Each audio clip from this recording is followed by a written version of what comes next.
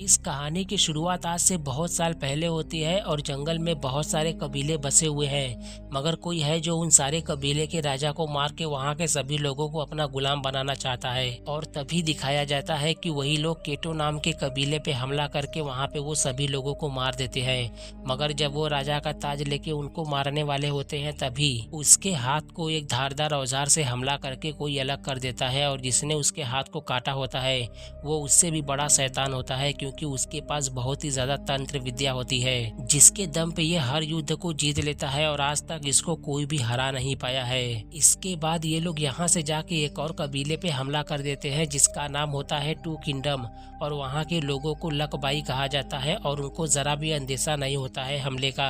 तभी वो लोग इन पे हमला करके वहाँ भी सभी लोगों को मार रहे होते हैं। मगर उनका राजा अपने लोगों को मरता देख वो अपने बेटे को एक पेड़ में छिपा के वहाँ से भागने लगता है। तभी वो लोग उसको भी मार देते हैं। इसके बाद करीब 20 से 25 साल बाद दिखाया जाता है एक आदमी को जिसका नाम बोतीजा होता है, जो एक स्कूल में योद्धा बनने की ट्रेनिंग के लिए जा रहा होता है। और कहा जाता है कि इसके पास कुछ अनोखी शक्तियां हैं जिससे ये हर पेड़ से बात कर सकता है। जब ये वहाँ पे पहुँच के देखता है तो वहाँ पे बहुत सारे लोग पहले से ही आए होते हैं और अब इन सबको अंदर बुलाया जाता है और अब इनकी ट्रेनिंग शुरू हो जाती है। और जो लोग उस ट्रेनिंग में कमजोर होते हैं ये लोग उनको मार देते हैं, और इनके ट्रेनिंग के बाद जो योद्धा बनता है उनको जागुन जागुन कहा जाता है। दरअसल इनका मानना होता है कि जो लोग कमजोर होते हैं वो कभी भी योद्धा नहीं बन सकते, और एक बड़ा योद्धा बनने के लिए लोगों को मजबूत होना पड़ता है। दूसरी ओर मोडेड किंगडम का राजा जिसका नाम माला रिंगा होता है वो एक गाँव पे हमला करवा के खेतों में जो लोग काम कर रहे होते हैं उन सभी को मरवा देता है।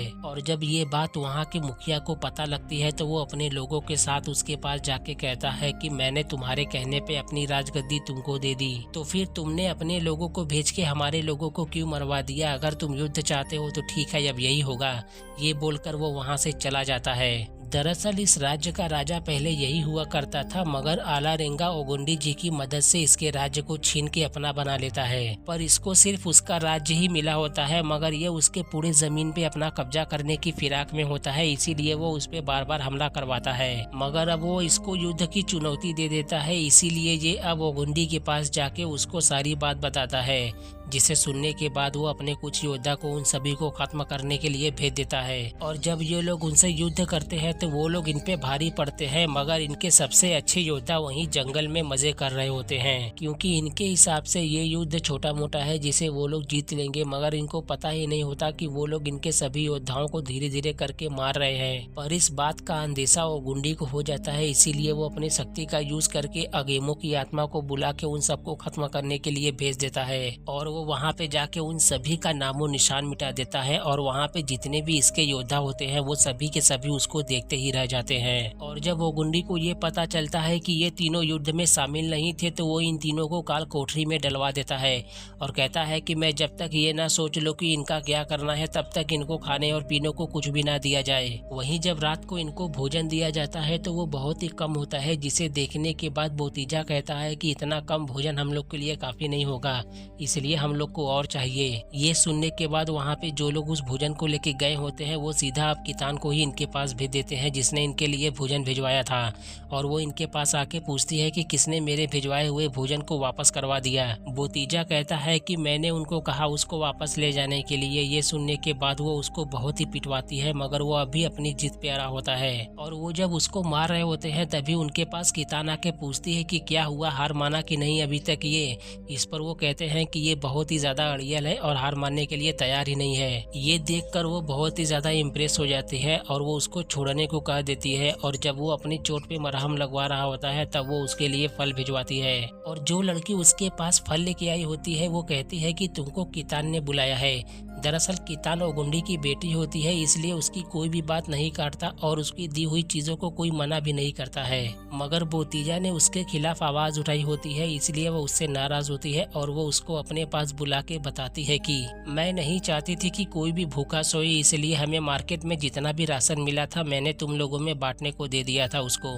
ये सुनने के बाद बोतीजा को समझ में आ जाता है कि हमारे बीच मिसअंडरस्टैंडिंग हुई थी, इसीलिए वो उससे माफी मांगता है। मगर कितान उसके हौसले को देखकर बहुत ही ज्यादा खुश होती है, क्योंकि उसके खिलाफ आज तक कोई भी नहीं बोला होता है, इसलिए वो उसके हौसले को देखकर उससे दोस्ती कर लेती है ताकि उसको ये ना लगे कि वो उससे नाराज है। वहीं रात को वेन्यू नाम का एक सैनिक उन तीनों कैदियों को भोजन दे रहा होता है, तभी इसकी भनक ओगुंडी को भी हो जाती है और वो उनसे कहता है कि मैं तुम तीनों को छोड़ रहा हूँ, जिसके बाद तुम तीनों को इसको मारना है। अगर तुमने इसको नहीं मारा तो मैं तुम तीनों को जान से मार दूंगा। और जब वो तीनों उसको जिंदा ही जला रहे होते हैं तभी वो अपनी जान की भीख मांगता है, मगर ओगुंडी कहता है कि तुमने गलती की है इसलिए अब मरो। और ओगुंडी के कहने पे ये तीनों उसको जिंदा ही जला देते हैं। इसके बाद वो लोग उसकी बॉडी को उसके कबीले में पहुंचा देते हैं, जिसे देखने के बाद वहाँ के लोग कहते हैं कि उसके जितना बुरा इंसान हम लोगों ने आज तक नहीं देखा, क्योंकि हमने अपने बेटों को उसके पास भेजा था ताकि वो उसको योद्धा बना सके, मगर वो इनकी छोटी सी गलती पे इतनी भयानक मौत दे रहा है।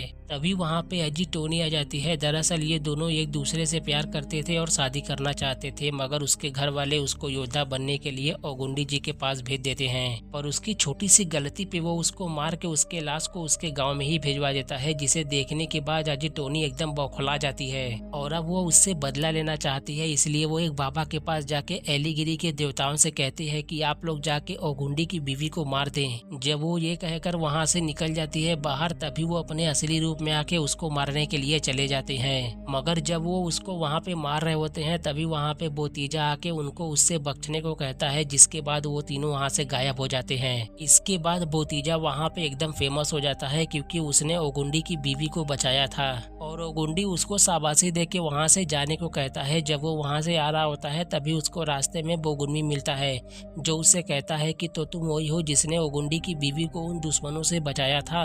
और वो उसकी बातें सुनने के बाद उससे कहता है कि तुम मुझसे अकेले में मिलो, जिसके बाद बोतीजा वहाँ से चला जाता है और वो वहीं पर खड़ा ही रहता है। दरअसल बोगुनमी वहाँ पे इसलिए आया होता है क्योंकि वो ओगुंडी की हुक्म को नहीं माना होता है, क्योंकि उसने उसको एक जंग पे जाने को कहा था जिसमें वो नहीं जाता, क्योंकि उसकी बीबी ने इस लड़ाई को उसको लड़ने से मना किया होता है। इसीलिए ओगुंडी उससे नाराज होता है और वो उसके गेट पर ही खड़ा होकर उसका इंतजार कर रहा होता है। इसके बाद ये लोग एक त्योहार का जश्न मनाते हैं, जिसमें एक प्रतियोगिता करते हैं। उस प्रतियोगिता में कुछ हिलती हुई रस्सियों से एक भाले को आर पार करना होता है और उस प्रतियोगिता को बोतीजा जीत लेता है। इसके बाद बोतीजा और कितान को एक साथ दिखाया जाता है और इनकी बातों से ये साफ पता लगता है कि अब ये दोनों एक दूसरे को पसंद करने लगे हैं। दूसरी ओर ओगुंडी बहुत ही ज्यादा टेंशन में होता है, क्योंकि जो काम सिर्फ उसने किया था आज वो बोतीजा ने भी कर दिया होता है, इसलिए वो अब उसको मारने का प्लान बनाता है। इसके बाद बोतीजा बोगुनमी के पास पहुंच के उनसे बताता है कि मैं योद्धा इसलिए बनना चाहता हूं क्योंकि जिन लोगों ने मेरे गांव वालों के साथ मेरे पिता को भी मार दिया है,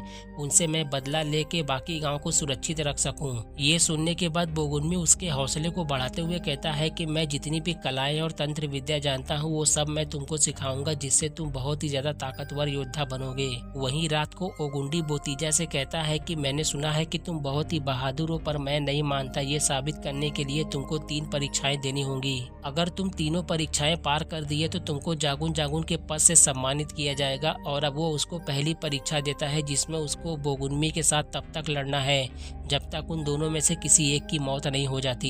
ये सुनने के बाद बोतीजा एकदम शॉक्ड हो जाता है, क्योंकि आज तक उससे कोई भी नहीं जीता होता है और वो इस कबीले का सबसे ताकतवर और नामी योद्धा होता है। इसके बाद उसके पास अमोई नाम के बुजुर्ग आते हैं, जो ओगुंडी के बहुत ही खास होते हैं और वो उससे बताते हैं कि बोगुनमी से जीतना मतलब अपनी मौत से जीतना, क्योंकि आज तक उसने जितनी भी लड़ाइयाँ लड़ी है वो सिर्फ उसको जीत कर ही वापस आया है और तुम उससे बहुत ही सावधानी से लड़ना।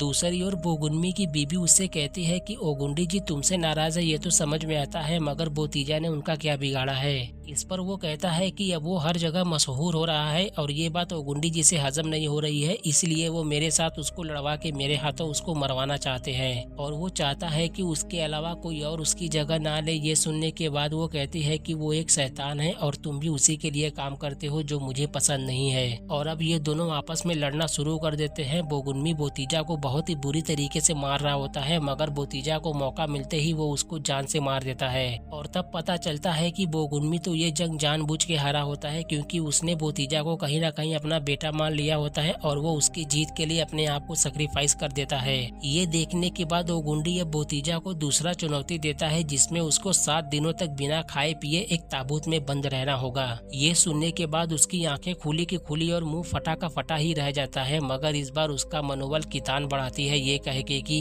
जब कोई डर जाता है तो इसका मतलब यह है कि वो हार मान के ही सोच रहा है, इसलिए तुम अपने दिमाग में फालतू की चीजें मत सोचो और अपना पूरा ध्यान अपने लक्ष्य पे रखो। मुझे पूरा उम्मीद है कि कोई ना कोई उपाय मिल ही जाएगा। इस पर वो कहता है कि मैं मरने जाऊंगा तो मैं जीतूंगा, अगर मैं मर ही गया तो जीतने का क्या फायदा। और इसका जवाब उसके पास कुछ भी नहीं होता है। तब वो उसको भरोसा दिलाती है कि यकीन रखो कुछ नहीं होगा, मगर इस चुनौती का परिणाम ये दोनों जानते हैं कि क्या होगा। और अब उसको ताबूत में बंद कर दिया जाता है। धीरे धीरे 3 दिन बीत जाते हैं और कितान को उसकी चिंता परेशान कर रही होती है, इसलिए वो उसके ताबूत के पास जाके ये चेक करती है कि वो ठीक तो है ना अंदर। और अंदर से बोतीजा उसको कहता है कि हाँ मैं ठीक हूँ। और जैसे ही वो ये बोलता है ये बात ओगुंडी को भी पता चल जाता है और अब वो उसको ताबूत के साथ नदी में डलवा देता है और उसको ऐसा करने से कोई भी नहीं रोकता क्योंकि वो किसी की भी नहीं सुनता है। अब कितान को भी यकीन हो जाता है कि वो नहीं बचेगा, मगर जब बोतीजा देखता है कि ताबूत में पानी भर रहा है तो वो अपनी शक्तियों का यूज करके जंगल के पेड़ों से मदद मांगता है ताकि वो बाहर निकल सके।